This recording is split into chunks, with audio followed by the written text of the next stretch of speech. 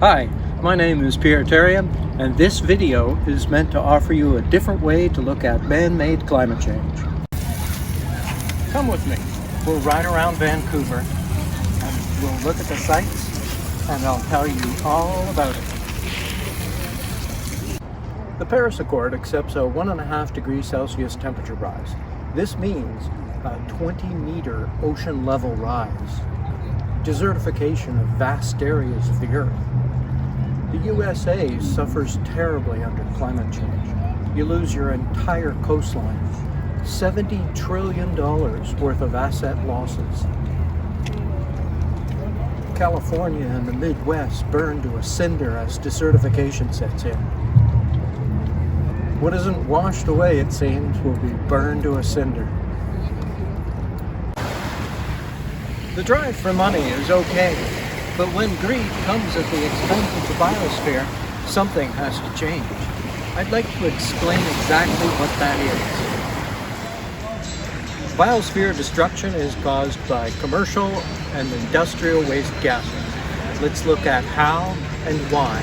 The old hockey stick graph shows atmospheric CO2 concentration over the last 800,000 years.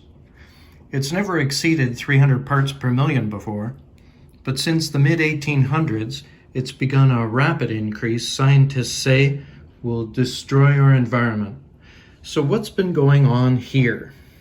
This closer look at more recent atmospheric CO2 concentration and emissions rates shows commercial activities creating CO2 during the Industrial Revolution, and thus leading to our environmental problems. The Industrial Revolution is where commercial activity began, where people began paying for the products and services that produce CO2 as a byproduct. These commercial or industrial activities began a process to simply dump these gases into the atmosphere. We figured we would just see what happened. These commercial waste gases come from commercial activities such as beef production, fossil fuels, mining, and cement production. When beef farming began commercial production at an increasing volume during the 1800s, farmers didn't know the waste was hazardous. Early commercial activities had no way to collect this waste, and emissions were generally thought to have no biosphere effect. We now produce some 40 gigatons of greenhouse gas every year from all sources. These industrial waste gases are expected to be processed in the biosphere by natural processes, and it is not working. Atmospheric greenhouse gas concentration continues its rapid rise, acidifying the biosphere, warming it, leading to sea level rise and desertification of much of the Earth's landmass. To put the shit back in the cow seems difficult, but we now recognize these gases are harmful, and we must remove all of them. But how? To figure out how to close the cycle on commercial waste gases, we must apply a carbon tax sized to remove the greenhouse gas or industrial waste gas we generate at the sources. Industrial waste gas produced by all commercial activities goes to fund commercial drawdown in this case, which removes all of our ongoing emissions, plus our old pollution, and any feedback effects induced by our anthropogenic global warming. For example, for each barrel of oil we pump out of the ground, a known amount of CO2 is produced. Simply require emitters to pay for that much CO2 removal at the marketplace cost. The marketplace currently costs between $100 and $600 per ton. Let the carbon tax equal the cost of drawdown. For commercial beef productions, the same strategy is applied, with each kilogram of beef being taxed for the methane, in this case, produced as a byproduct. The tax is then devoted to commercial drawdown of exactly that amount of greenhouse gas.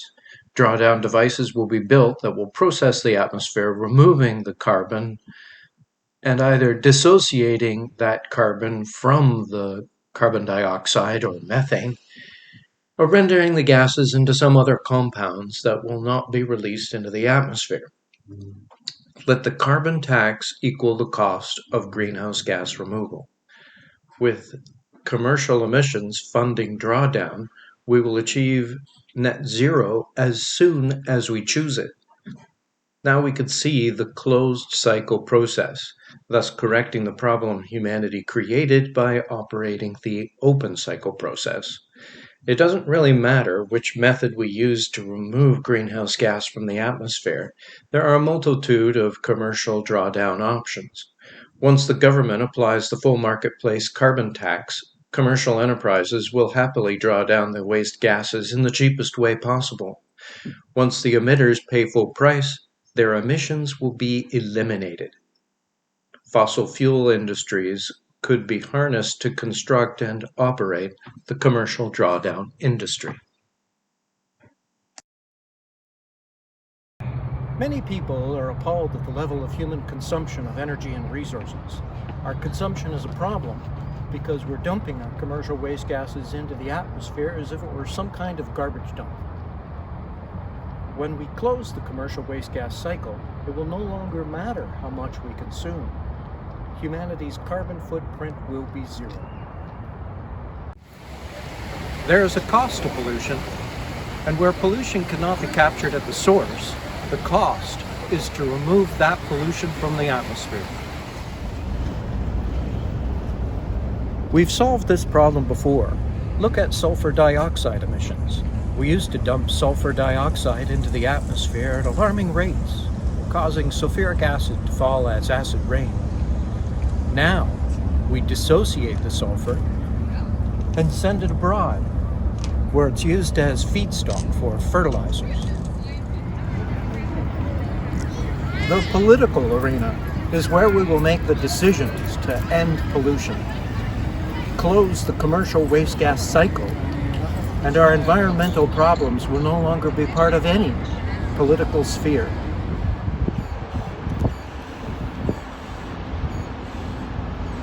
The carbon tax should not be applied to people.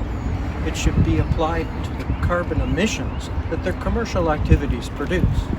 That way, people who don't produce any emissions will pay no carbon tax.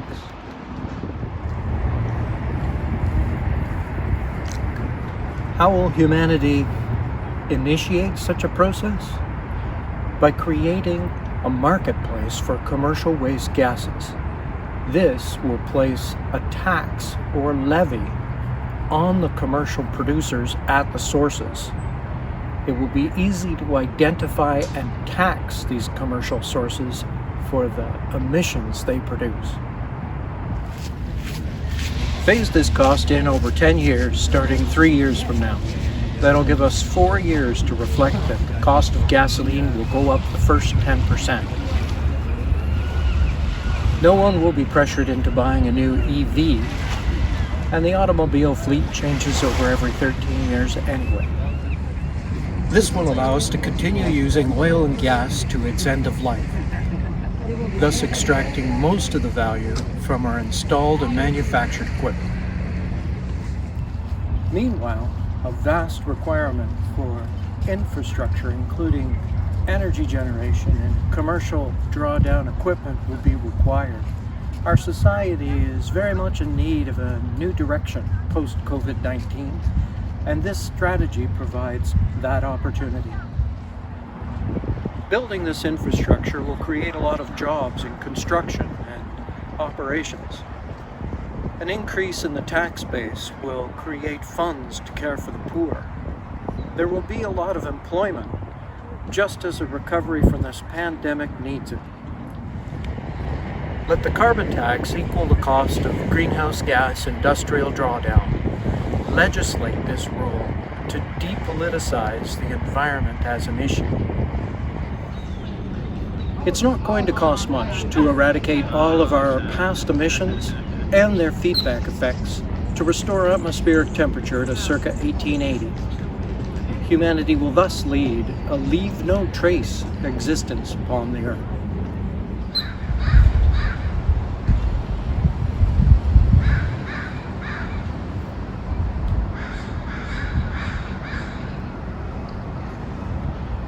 How would we implement such a wide-ranging solution? How would we implement a commercial waste gas marketplace?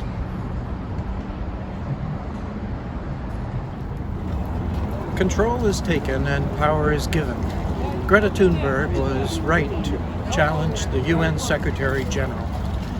The UN Secretary General was unable to provide an answer about how we might survive. Greta deserves an answer, one that makes sense. Commercial waste gases are an existential threat. To end this threat, tweet this strategy to Greta Thunberg and let her know that a simple strategy exists to end the very idea of pollution. And in doing so, we end biosphere destruction in the most aggressive manner possible. The biosphere deserves nothing than our very best. Humanity must take control of important parameters like atmospheric CO2 concentration. Humanity should leave no trace existence on this planet because that is how we survive. Greta has access to the politicians that can restore the balance of waste in our environment. She should return to the UN Secretary General and let him know that there is a way to survive. Humanity stands at the foot of unlimited expansion. We can produce any amount of energy we require, and we can scrub CO2 from the atmosphere at any rate we choose. We can consume as much as we want, provided we are responsible for all of our waste. Our biosphere deserves nothing less than our very best, and I propose that we start immediately.